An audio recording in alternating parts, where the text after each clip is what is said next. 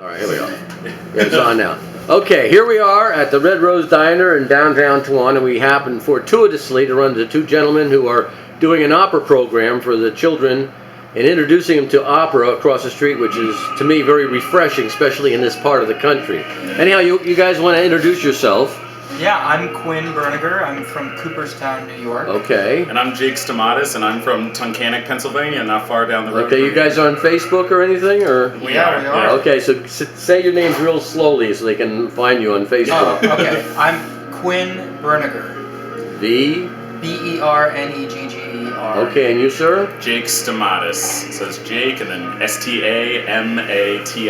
Okay, and how long have you been doing this type of program? Well, we've been doing this program.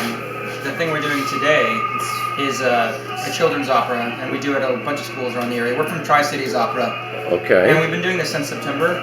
And where's Tri-Cities Opera located? It's in Binghamton. Okay. Binghamton, New York. And they have something on internet or something. Tri-Cities. They have a website. They have a website. Okay. Which is just tricitiesopera.com. And how far do you guys venture from this general area?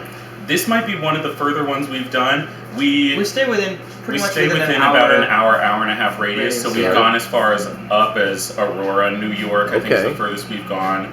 So we branch. It's kind of from that nucleus of Binghamton. We branch out in all directions. So this is one of the furthest southwest. And we've gone.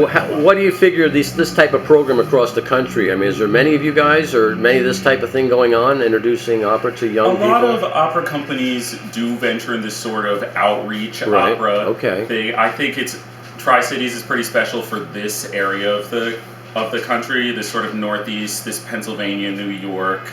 Yeah, I don't think there's region. any other. I think that's the biggest opera presence that exists in this part of the. Well, I wish I knew about this. We would have put your guys on our Red Rose Diner Facebook and saved it around. Yeah. But that's something that's not done enough in terms of using local businesses to kind of. I mean, this is very important what you're doing, and it's very unique. Well, it's not often that we have somebody. Well, I mean, who is involved with no, I understand. This is a rare event, but the point of the matter is, sometimes you make your own luck, right? Mm-hmm. Yeah. And so, how did you guys get involved in this type of music? This type of music.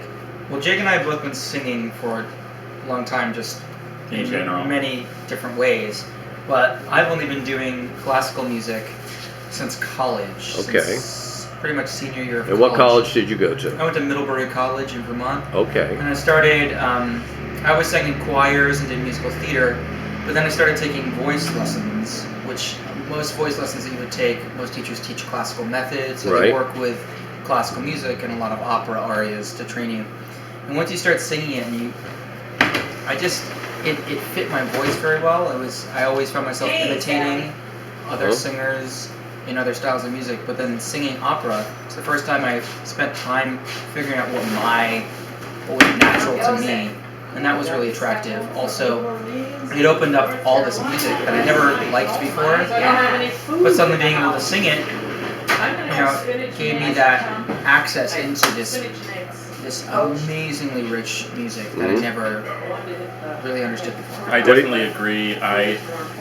Growing up in Tunkhannock, not far from here. Not too many opera houses in There's Tunkhannock. really no opera presence, which is why I think, which is why doing these children's operas in this kind of area feels really special to me, because I didn't know about it at all growing up. I had no exposure. There was nothing like that happening for me. So I originally went to college at Susquehanna University in Selinsgrove, Pennsylvania.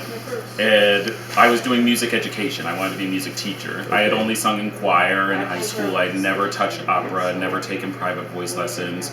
And I wanted to be a music teacher. And part of the program was that you had to take voice lessons. So it wasn't until I was finally exposed to classical voice and to opera, because we did opera at the school, that I really fell in love with it. So that's really how that started. It wasn't until I had a love of music, and then in college had my first exposure to opera. So I think doing these children's shows and getting kids, like we just did a show for mostly elementary school age students, coming in on field trips, and I think to get that as early as possible is really important, because I didn't have that. Well, how impressive is it to you the fact that when you project your voices, right?